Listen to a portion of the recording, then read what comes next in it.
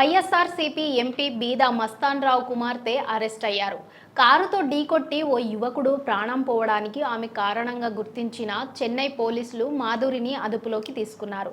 Chennai Bessent రోడ్లో footpath పైకి MP కుమార్తె కారు దూసుకెళ్లింది. ఈ ఘటనలో ఓ యువకుడు ప్రాణాలు కోల్పోయాడు. ఈ ప్రమాదం తర్వాత ఆమె కారుతో సహా తప్పించుకొని వెళ్లడంతో పోలీసులు ఆమె కోసం గాలించారు. సీసీ ఫుటేజీ ద్వారా కారును గుర్తించి అరెస్ట్ చేశారు. చెన్నైలో దారుణం జరిగింది. వైఎస్ఆర్సీపీ ఎంపీ కుమార్తె కారు ఢీకొట్టడంతో యువకుడు ప్రాణాలు కోల్పోయాడు. అయితే సోమవారం మధ్యాహ్నం బేసెంట్ నగర్ కళాక్షేత్ర కాలనీ వరదరాజ శైలిలో ఫుట్పాత్ పై సూర్య మద్యం మత్తులో నిద్రపోయాడు.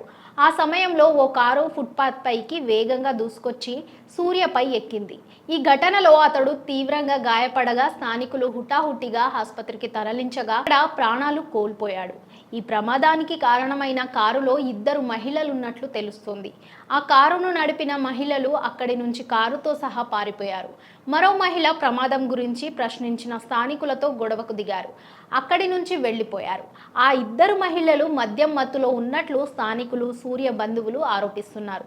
ప్రమాదానికి సంబంధించిన CC camera footage, car registration number, పారిపోయిన మహిళల ఫోటోలున్నాయని వారు చెబుతున్నారు. ఇన్ని ఆధారాలు ఉన్నా వారిని అరెస్టు చేయలేదని సూర్య బంధువులు స్థానికులతో కలిసి సోమవారం రాత్రి బేసెంట్ నగర్ పోలీస్ స్టేషన్ను ముట్టడించడంతో ఉద్రిక్త పరిస్థితులు కనిపించాయి. అయితే ప్రమాద సమయంలో కారు నడిపింది వైఎస్ఆర్సీపీ ఎంపీ బీదా మస్తాన్ రావు కుమార్తె బీదా మాధురిగా గుర్తించారు పోలీసులు. ఆమెను అరెస్టు చేశారు.